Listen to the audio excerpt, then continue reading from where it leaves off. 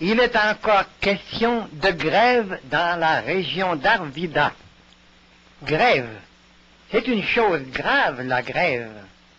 C'est comme la guerre. On ne entre pas en guerre pour n'importe quoi.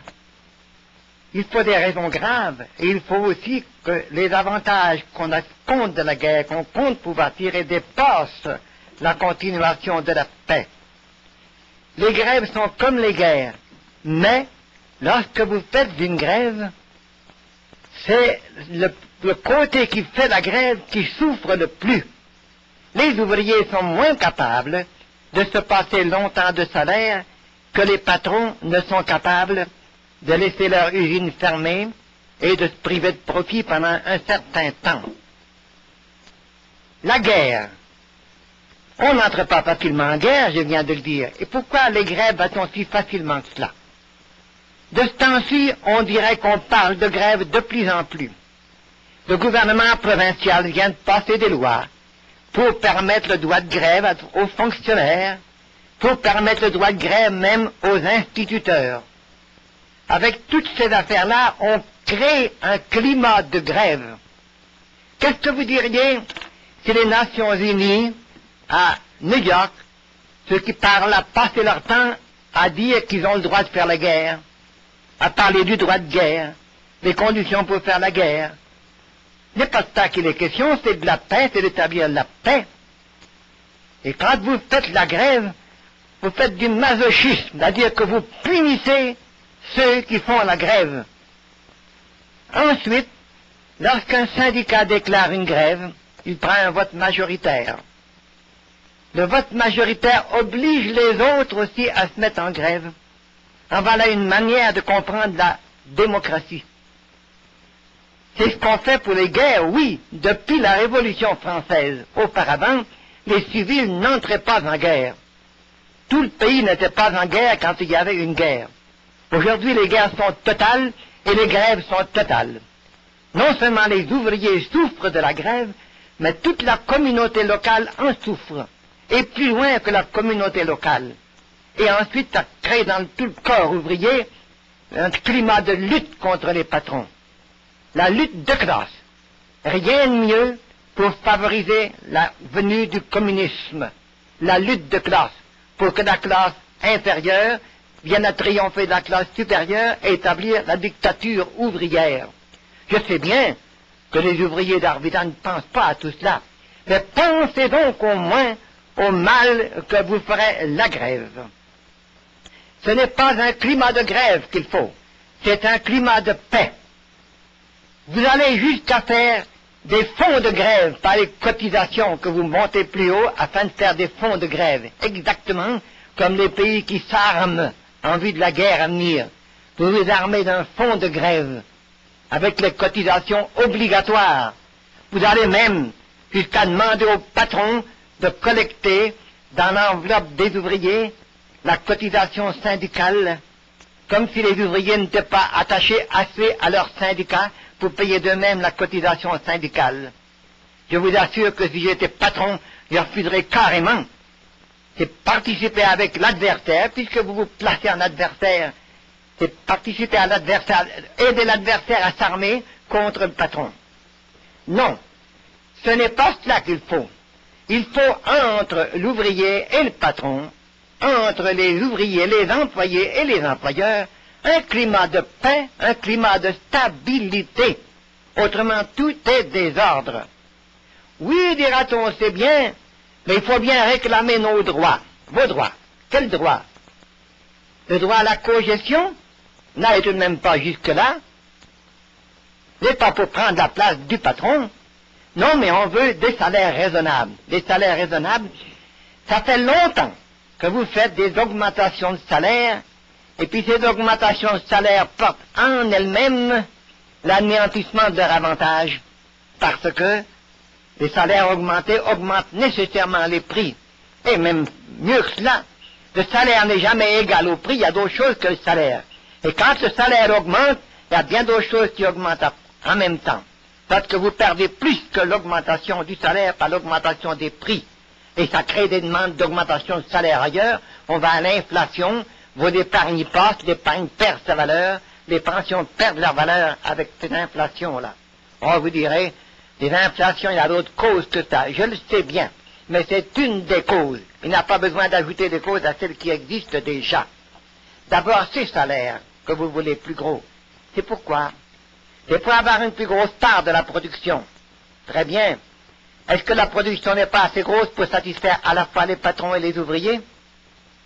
Allez-vous accuser les capitalistes de manger tout le pain du pays, de porter tous les vêtements du pays, toutes les chaussures du pays, d'occuper tout le pays avec leur palais, avec leur maison?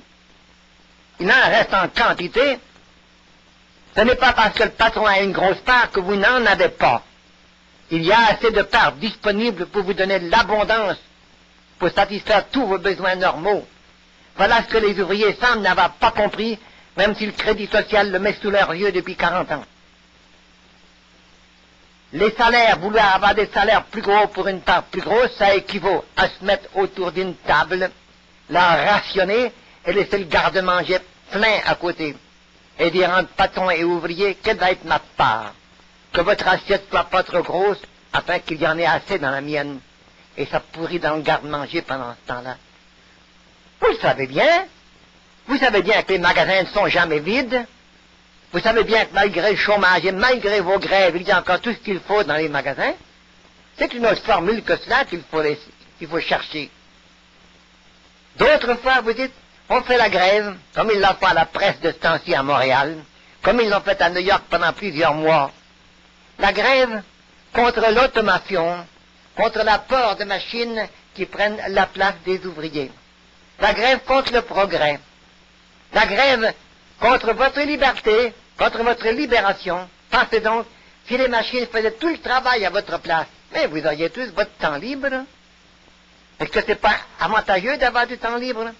D'être déchargé de l'embauchage et tout? Oui, direz-vous, mais, quand on chôme, quand on n'a pas d'emploi, on n'a pas de revenus. Pourquoi? Pourquoi n'avez-vous pas de revenus quand vous n'avez pas d'emploi? Bien, parce que personne ne nous paye.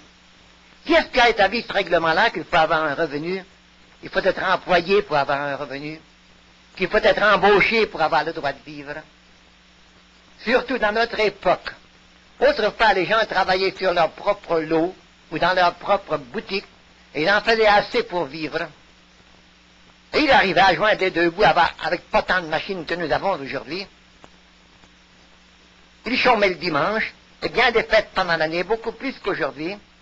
Ils élevaient des familles canadiennes et d'autres aussi ont élevé des 10, 12, 14, 15 enfants. Et ils leur laissaient un patrimoine en mourant. Aujourd'hui, on en élève 3, 4 et on laisse des dettes en mourant. Comprenez-vous ça? Avec toutes vos augmentations de salaire, avec toutes les machines, avec tout ça, non. Pourquoi? Parce qu'on accepte des règlements faux. Patrons et ouvriers sont dans le même sac pour ça. Ils ont les uns et les autres les yeux bouchés. Les uns courent après leur profit, les autres après leur salaire, tous courent après l'argent, et l'argent est rationné alors que la production est surabondante. Au lieu de régler le système d'argent, quand allez-vous faire la grève contre le système monétaire, contre le système d'argent actuel, qui n'est pas capable de mettre une piastre au monde sans créer une dette de plus d'une piastre sur la communauté? Commencez donc par regarder de ce côté-là, au lieu de bouder le progrès, bouder les machines, vouloir encore avoir le revenu lié à l'emploi. Que feriez-vous si les machines étaient tellement perfectionnées qu'il n'y aurait plus rien qu'un petit groupe de personnes, disons 10 sur 100, pour peser sur des boutons, et puis tout marche? On tend vers là. On n'est pas rendu là. On est à moitié chemin ou au quart du chemin au moins. Qu'est-ce que vous feriez dans ce temps-là? Diriez-vous, il y en a 90 autres qui n'auront pas de salaire.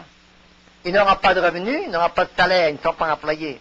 Les 10% vont-ils avoir droit à la production du pays? On va dire non, on arrangera ça. On l'arrangera en prenant dans l'enveloppe de paye de ceux qui sont payés comme on fait aujourd'hui. On prend le gain de ceux qui gagnent encore pour pouvoir donner aux autres le moyen d'acheter les produits de la machine. La machine n'a pas besoin de manger, elle. Elle n'a pas besoin de dormir. Elle ne se met pas en grève non plus. Et la machine produit. Et c'est pas l'ouvrier qui produit ce que produit la machine. votre travail diminue en longueur, il diminue en intensité. Et quand vous demandez des augmentations de salaire, alors que vos semaines diminuent de temps, vous êtes dans l'erreur, ça n'est plus un salaire.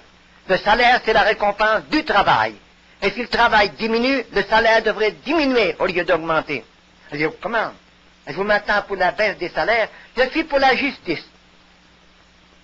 Quand le travail diminue, que le salaire diminue. Et quand le travail diminue, c'est parce que la machine prend la place des hommes. Et quand la machine prend la place des hommes, c'est le progrès qui travaille à la place des ouvriers.